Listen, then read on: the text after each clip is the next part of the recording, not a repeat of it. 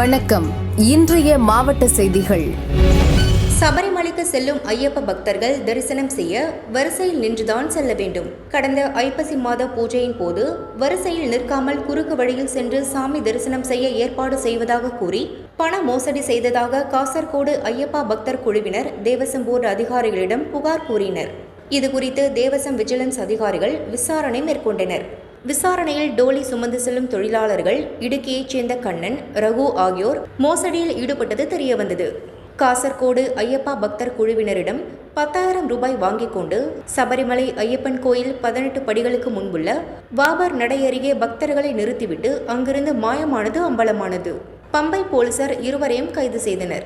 டோலி சுமந்து செல்லும் பணிக்கான உரிமத்தையும் ரத்து செய்ய தேவசம் போர்டுக்கு பரிந்துரை செய்தனர்.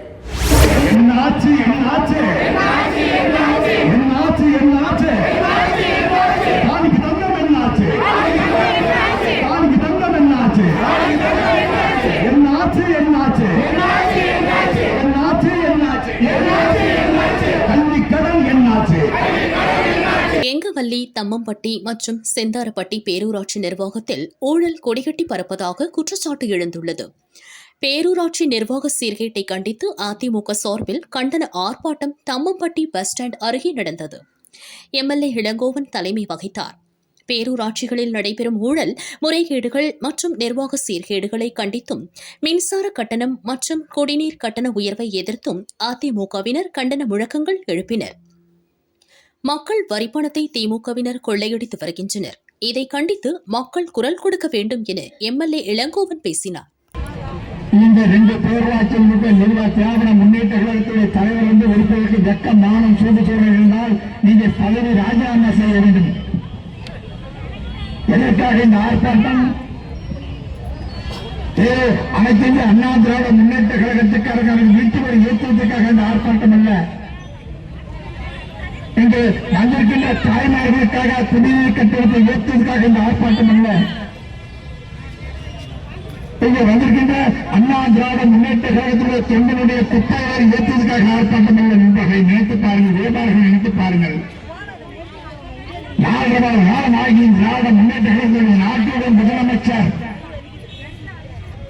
என்று திராணி இருந்தால் திராவிட முன்னேற்ற கழகத்துக்காக மேலே போட்டு சொல்லிட்டு பதில் சொல்ல தயாராக இருக்கிறார். எவ்வளவு ஆட்சி நடத்திட்டு இருக்கீங்க? இந்த மாவட்டத்துடைய அமைச்சர்கள் அக்கறை வேணாமா? வெட்கக்கேடு. அனைத்து இந்திய அண்ணா திராவிட முன்னேற்ற கழகம் இந்த தம்மம்பட்டியில் ஆர்ப்பாட்டம் நடந்தது. ஆளுகின்ற கவுன்சிலர் அவரே நான் தனியாக ஆர்ப்பாட்டம் பண்றார்.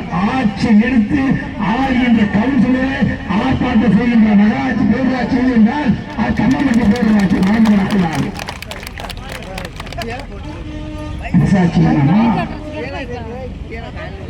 இங்க தம்மம்பட்டியில் இருக்கின்ற 50,000 குடும்ப வாக்காளர்களுக்காக அந்த போராட்டம். செந்தாரப்பட்டி பேரூராட்சி வாக்காளர்களுக்காக இந்த போராட்டம். முத்துராமலிங்க தேவரின் 118வது பிறந்த நாளையொட்டி சென்னை நந்தனத்தில் அவரது சிலைக்கு அதிமுக சார்பில் முன்னாள் அமைச்சர்கள் ஜெயக்குமார், வளர்மதி, கோகுல இந்திரா, தம்பிதுரை எம்பி உள்ளிட்டோர் மலர் தூவி மரியாதை செலுத்தினர். ஒவ்வொரு கட்சியும் நிலைப்பாடு இருக்கும். அந்த நிலைப்பாட்டில் அவங்க இருப்பாங்க. அது நீங்கள் அந்த கட்சியை தான் கேட்கணும். அதனால் இது என்ன கேட்க வேண்டிய அவசியம் கிடையாது. ஒன்று. 2வது விஷயம் நீங்கள் தெரிஞ்சுக்கணும். நாட்டில் பார்த்தீங்கன்னா இன்றைக்கி ஊழல் உடையோடி கிடைக்குது. கிட்டத்தட்ட 800 அளவுக்கு ஒரு மிகப்பெரிய ஒரு விமான ஊழல். அதாவது செந்தில் பாலாஜி போல பல பேர் இன்றைக்கு ஸ்டாலின் அமைச்சர்கள் இன்றைக்கு இருக்கிறாங்க. இன்னைக்கு கிட்டத்தட்ட பார்த்தீங்கன்னா இளைஞருடைய எதிர்காலமே இன்னைக்கு ஒரு கேள்விக்குறியாகிவிட்ட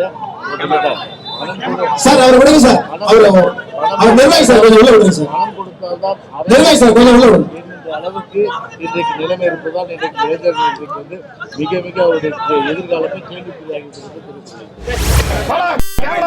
முத்துராமலிங்க தேவரின் 118வது ஜெயந்தி விழாவையொட்டி பசும்பொன் கோயிலில் அவரது சிலைக்கு முதல்வர் ஸ்டாலின் மாலை அணிவித்து மரியாதை செலுத்தினார். தேவர் ஜெயந்தி விழாவின் போது கூட்ட நெரிசலை தவிர்க்கக்கூடிய வகையில் வெயில் மற்றும் மழையிலிருந்து பொதுமக்களை பாதுகாக்க பசுமன் திருமகனார் நினைவிடத்தில் 1,55 லட்சம் ரூபாய் செலவில் புதுசாக அமைக்கப்பட்டிருக்கக்கூடிய தெய்வ திருமகனார் முத்துராமலிங்க தேவர் அரங்கத்தை கடந்த ஆண்டு நான் தான் திறந்து வச்சேன். புதுசா பசும்பொன்னில் ஒரு திருமண மண்டபம் அமைக்கணும்னு ஒரு கோரிக்கையை வந்து கொண்டிருக்கிறது.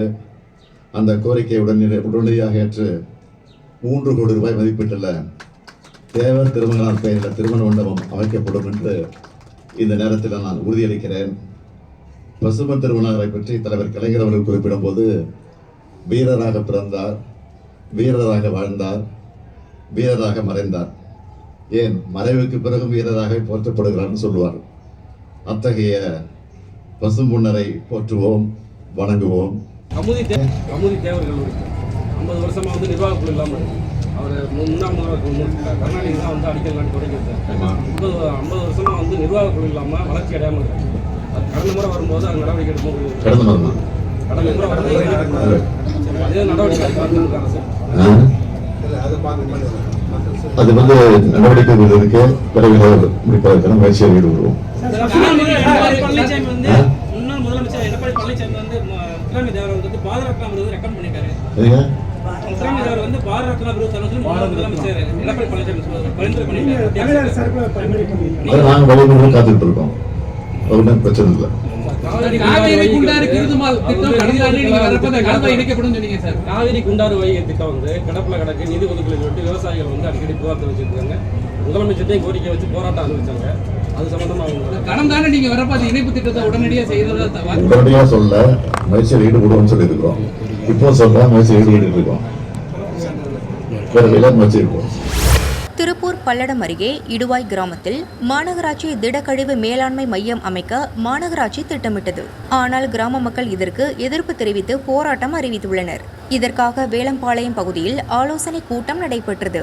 இதில் அனைத்து கட்சிகள், தொழில்துறையினர், விவசாயிகள் மற்றும் பொதுமக்கள் பங்கேற்றனர். நாளை காலை 9 மணி முதல் மாலை 6 மணி வரை சின்னக்காளி பாளையத்தில் கால்நடைகளுடன் காத்திருப்பு போராட்டம் நடத்த தீர்மானித்தனர். இடுவாய் கிராமத்தில் குப்பை கூட்டுவது நமது கிராமத்தை மட்டுமல்ல, சுற்றுவட்டார 10 கிலோமீட்டர் விவசாய பகுதிகளையும் பாதிக்கும். இதனை எந்த அரசியல் நோக்கமின்றியும் நமது நிலத்தையும் எதிர்காலத்தையும் காக்க ஒன்றிணைவோம். மாநகராட்சியா இல்லை மக்கள் சக்தியா என காட்டுவோம் என மக்கள் ஆவேசமாக பேசினர். போராட்டம் நடத்த சட்ட ரீதியாக கோர்ட்டில் மனு தாக்கல் செய்யப்பட்டுள்ளது குறிப்பிடத்தக்கது. திருப்பூர் மாநகராட்சி பயக்கும். என்னை பொறுத்தவரை மாவட்ட ஆட்சித்தலைவர் அலுவலகத்தில் பல்வேறு கட்ட போராட்டங்களை நடத்தியவன், ரேஷன் கார்டுகளை கொண்டு கொடுத்தவர்கள். இது மட்டுமல்ல, பல்வேறு போராட்டங்களை வாய்க்கு கருப்பு துணி சொன்னார்கள். நான் குறை சொல்லவில்லை. அத்தனை போராட்டத்தையும் புறந்தள்ளி இருக்கிறார்கள். ஆனால் நாம் ஒன்றுபட்டு ஊரில் நடத்துகிற போராட்டம் நிச்சயமாக ஒரு எழுச்சியை கொடுக்கும். அதற்கு வந்திருப்பவர்கள் முடிவெடுங்கள். வருகிற வெள்ளிக்கிழமை காலை 9 மணிக்கு அதே நிகழ்விடத்தில் காத்திருப்பு போராட்டம் என்று அறிவியுங்கள். மாடுகளோடு அமருவோம், குடும்பத்தோடு அமருவோம். பள்ளிக்கு அனைவரும் பள்ளிக்கு செல்கிற குழந்தைகளை ஒரு நாள் விடுமுறை விடை வைப்போம். அத்தனை குழந்தைகளும் ஸ்கூல் யூனிஃபார்மோடு கொண்டு வந்து அமர வைத்து மிகப்பெரிய எழுச்சி போராட்டத்தை நடத்தி மாநகராட்சி மேயரா இடுவாய் மக்களை காப்பாற்ற மாநகராட்சி எத்தகைய நடவடிக்கை எடுத்தாலும் பார்த்துக் கொள்ளலாம். நான் கேட்கிற ஒரே கேள்வி, 20 ஆண்டு காலங்களுக்கு முன்னால் பணம் கொடுத்து வாங்கியவரை ஓட விரட்டினோம். நம் முன்னோர்கள் எழுதி கொடுத்த இடத்தில் இங்கே குப்பை கட்டுவதற்கு ஒருபோதும் அனுமதிக்க கூடாது. அதற்கு நீங்கள் ஒன்றுபட்டாக வேண்டும். நீங்கள் வெள்ளிக்கிழமை அறிவிக்க வேண்டும். என்னுடைய வேண்டுகோள். காலதாமதம் ஆகாது. காலதாமதம் ஆகுமானால் இரவு பகலாக வேலை நடக்கிறது. மாநகராட்சி ஒரு ஊரை கெடுப்பதற்கு இரவு பகலாக வேலை செய்கிற இந்த மாநகராட்சி நிர்வாகம் ஏன் இந்த குப்பையை அப்புறப்படுத்துவதற்கு பகலளவுக்காவது வேலை பார்த்திருந்தால் திருப்பூர் இவ்வளவு சீரழித்திருக்காது. வளர்ந்த மாநகராட்சி, அந்நிய முதலீடுகளை ஈட்டுக் கொடுக்கிற மாநகராட்சி. ஆனால் இன்றைக்கு எப்படியாவது ஏழோலை செய்ய வேண்டும். எந்த ஊர் கட்டாலும் பரவாயில்லை. நாம் 2 பணம் சம்பாதிக்க வேண்டுமா? அரசியல் பேசவில்லை. 2 பணம் சம்பாதிக்க வேண்டும் என்கிற சுயநலம் தான் நிச்சயமாக நம் ஊரையும் கெடுக்க வந்திருக்கிறது. இச்சுப்பட்டியாக இருக்கட்டும்,